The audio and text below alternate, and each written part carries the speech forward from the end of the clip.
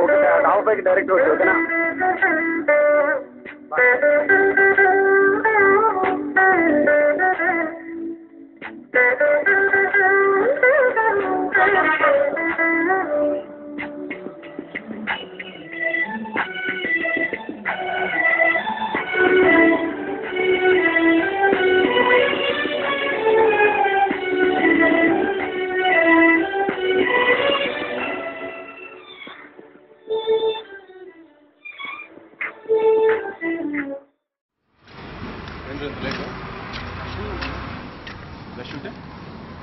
అంటే అన్నీ ఒక దగ్గర దొరకట్లేదు కావాలి కదా రష్ ఉంది.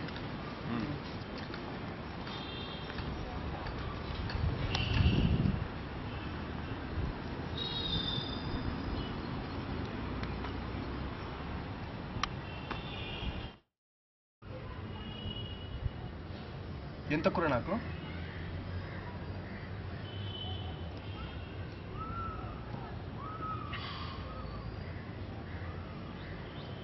మూడేళ్ళు కుక్కలకు తిప్పించుకుంది. తన అన్నం తీసుకుని దానికి పొగరు అదే లేకుండా చేస్తా. హెచ్ తెచ్చావా? తెచ్చాను. చెప్తాను. కొంచెం ఆలోచించండి. ఆలోచించే సమస్య లేదురా. ఏంటి ఏదో సీరియస్ డిస్కషన్లో ఉన్నట్టున్నారు? ఒక అమ్మాయి నిన్న ప్రపోజ్ చేసింది.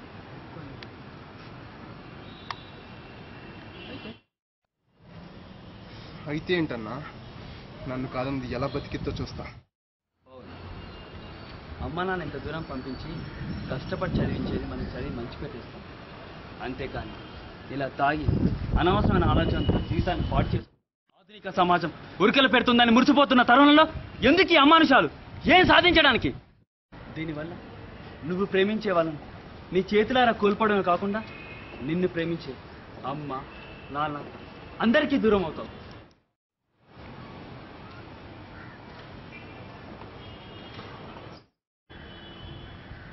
నువ్వు పోగొట్టుకోవడం తప్ప సాధించేది ఏదే లేదురా. నా మాట విను.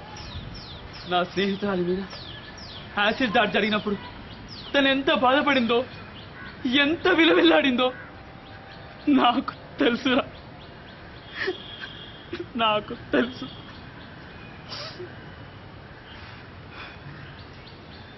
పొరపాటున వేలి తగిలితేనే తట్టుకోలేమే. మనకైతే ఒకటి, వాళ్ళకైతే ఒకట. అర్థం చేసుకో, అర్థం చేసుకో.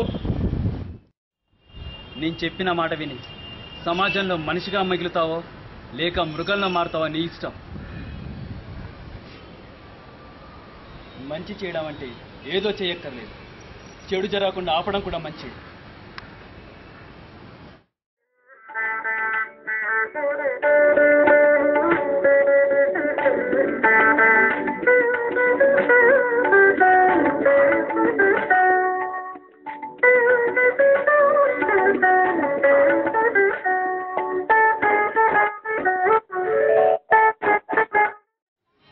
ఆ రోజు ఆయన మాటలను ఎంతగానో ఆలోచింపజేశారు. తొందరపాటుతో నేను తీసుకున్నట్టే తప్పని తెలిసి చాలా బాధపడ్డా. నా మీద నాకే అసహ్యం వేసింది. మంచి మార్గం వచ్చి పైచూపినాయి. ఇప్పుడు చాలా సంతోషంగా ఉన్నాను. జరగడానికి ఎంతకైనా తెగిస్తారు. ప్రాణాలు తీయడానికి సైతం వెనకాడు. ఇలాంటి మృగాల పైచాచిక ఆనందం కోసం ఎందరో అమాయకులు నిత్యం బతుకుతూనే ఉన్నారు. అడవుల్లో సంచరించే జంతువులకైనా జాలి దయ ఉంటాయేమో కానీ మానవ మృగాల నిఘంటువులు అలాంటి పదాలకి తావే లేదు. ప్రేమిస్తున్నాను వెంటపడటం, కాదంటే కక్ష సాధింపు చర్యలకు దిగటం, అవతల వ్యక్తి తనని ప్రేమిస్తుందా లేదా అన్న దాంతో నిమిత్తం లేకుండా తన మాటే చెల్లుబాటు కావాలన్న బంధమే ఇలాంటి వాటికి కారణమవుతున్నాయి. మనం ప్రేమించే వాళ్ళు సుఖంగా ఉండాలని కోరుకోవటమే నిజమైన ప్రేమ గెలుపు. ఆడవాళ్ళకంటూ ఐపీసీ 509, 354, 498 ఏ సెక్షన్లు ఉన్నప్పటికీ ఇలాంటివి జరగడం విషాదం.